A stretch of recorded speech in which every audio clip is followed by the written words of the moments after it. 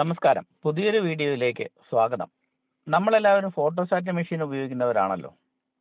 Photostat മെഷീന്റെ മുകളിലെ ലിഡിൽ ഒട്ടിച്ചിട്ടുള്ള വെളുത്ത പാളി പലപ്പോഴും പൊളിഞ്ഞു പോകാറുണ്ടോ? പല ആളുകൾ മാറി മാറി ഉപയോഗിക്കുന്നത് കൊണ്ടാണ് അത് പൊളിഞ്ഞു പോകുന്നത് എന്ന് തോന്നിയിട്ടുണ്ടോ? റഫ്യൂസ് കൊണ്ടാണ് അങ്ങനെ സംഭവിക്കുന്നത് എന്ന് പലപ്പോഴും നിങ്ങൾക്ക് അനുഭവപ്പെട്ടിട്ടില്ലേ? എന്നാൽ അതിന് പിന്നിൽ ഒരു ശാസ്ത്രമുണ്ട്.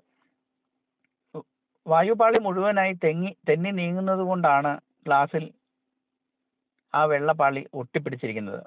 നമ്മൾ ശക്തി ഉപയോഗിച്ച് വലിക്കുമ്പോൾ സക്ഷൻ ഫോഴ്സ് കൂടുതലായതുകൊണ്ട് ചില്ലിൽ ഒട്ടിപ്പിടിച്ചിരിക്കുന്ന ആ വെളുത്ത ഭാഗം അവിടെ നിൽക്കുകയും അതിൻ്റെ മുകളിലുള്ള പശയുള്ള ഭാഗം ഇളകിപ്പോരുകയുമാണ് ചെയ്യുന്നത്. ഇതിനെ നമുക്ക് എങ്ങനെ ഓവർകം ചെയ്യാം? ഇതിനൊരു വഴിയുണ്ട്.